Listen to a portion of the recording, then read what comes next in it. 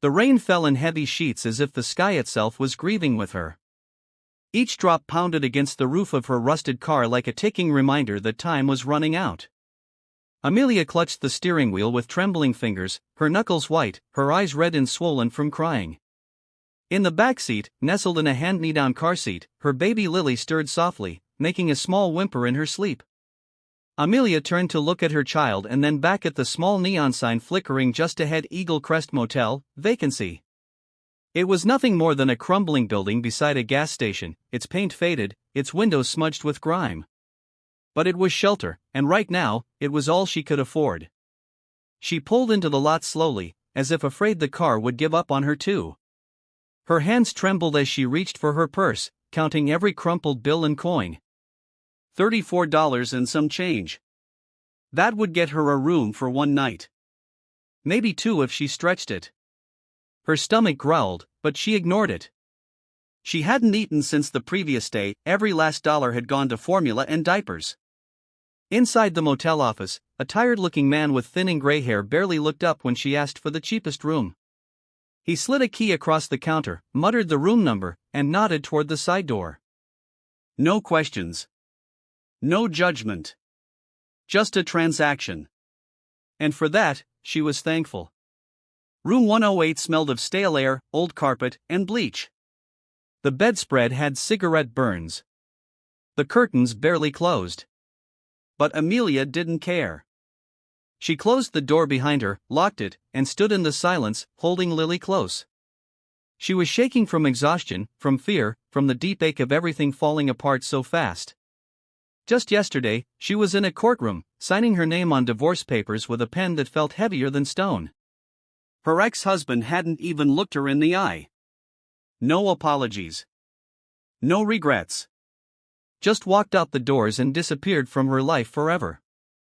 And now, here she was, homeless, jobless, a mother at 25 with no idea what tomorrow would bring. She laid Lily on the bed gently, covering her with the softest blanket she owned. Then she sank to the floor beside the suitcase that held everything she now had in the world. Her wedding dress, still folded in tissue paper. Baby clothes. A box of old photos. And the hospital bill she still couldn't pay. Her vision blurred as the tears came fast, hot, and silent. She wrapped her arms around her knees and cried in the dim yellow light of a flickering lamp. That night, Amelia didn't sleep much. The room creaked with every gust of wind. The rain became louder. At one point, she thought she heard arguing outside, followed by footsteps stomping past her door. She pressed Lily tighter against her chest and whispered lullabies she could barely remember. When she finally drifted into a light sleep, it was broken by the thin sound of music through the wall. A guitar. Slow. Sad. Gentle. It wasn't loud, just soft enough to be heard through the cracks in the motel's worn-out walls. She sat up, surprised. The melody was haunting, the kind of tune that curled around your ribs and squeezed gently. She closed her eyes, listening. For the first time that day, her breath slowed. Her shoulders lowered. She didn't know who was playing or why, but it felt like someone out there knew what it was like to be lost too. She fell asleep to that music, her baby in her arms, the sound lingering in the silence like a whispered prayer.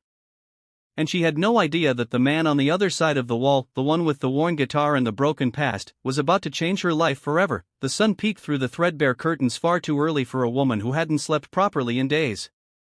Amelia stirred as Lily let out a soft cry, her tiny fists waving in the air as if protesting the cold morning light. Amelia sat up slowly, her body aching from sleeping in the same stiff position all night. She gently picked Lily up and cradled her, humming the same lullaby from the night before, the only one she could remember from her own childhood. As she rocked her baby, her mind drifted back to the music. The guitar. That soft, soulful melody that had somehow soothed both of them to sleep. It had felt like a lifeline.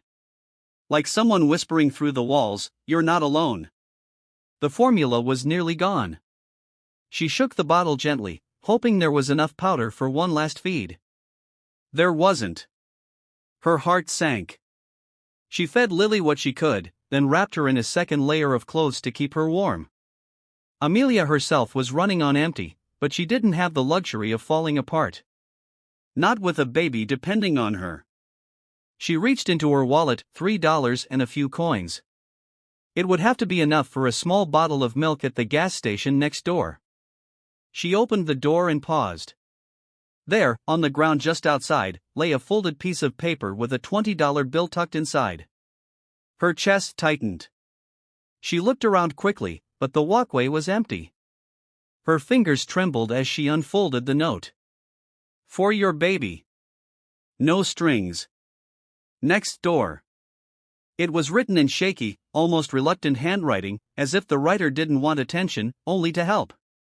Amelia's eyes welled with tears. She clutched the note to her chest, staring at the simple kindness lying in her palm. In a world that had turned so cold so quickly, this anonymous gesture hit like warmth on a frozen heart. That morning, she bought formula, a small bottle of water, and even managed to get a banana for herself. She fed Lily, holding her close, tears slipping silently down her face as she thought about the man in the room next door, the quiet stranger who must have heard her pain and done what he could. He hadn't knocked. Hadn't spoken. Just listened and acted. That quiet guitar, now it had a name. Kindness. She slipped a thank you note under his door that evening. Nothing elaborate, just a torn page from her journal with 2 handwritten words, "Thank you."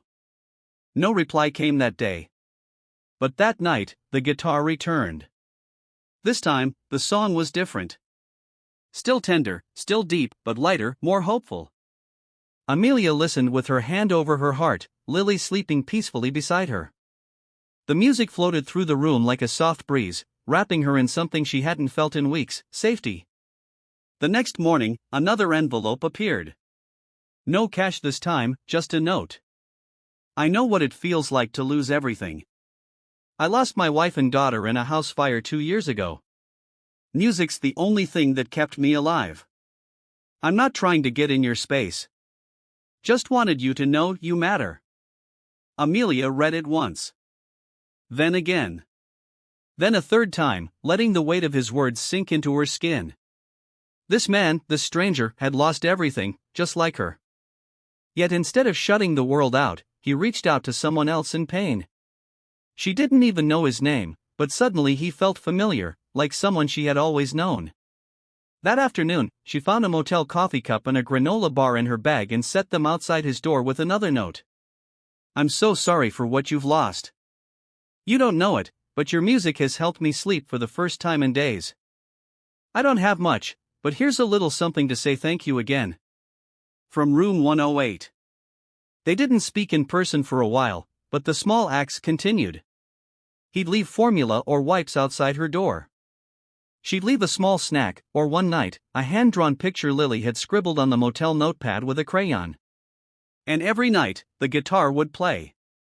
Amelia would sit on the edge of the bed, staring at the ceiling, and let the music fill the cracks in her soul. Eventually, she learned his name. Jack.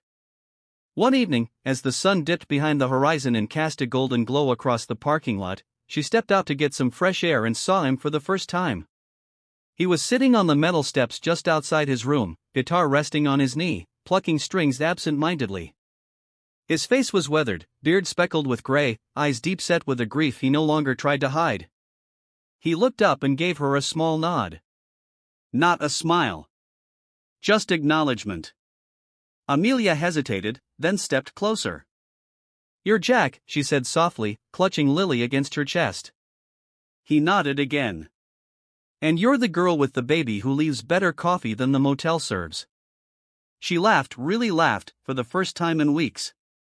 And just like that, the wall between their rooms began to crumble. Over the next few days, they started to talk. Not about big things, not at first. Just small things. About the weather. About Lily's tiny snores. About his guitar. Jack didn't push.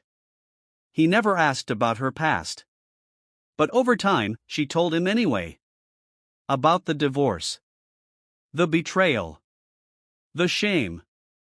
And he listened, really listened, without offering solutions or judgment. He told her about his daughter, Maggie, and his wife, Claire. About the fire. About the long nights when the grief nearly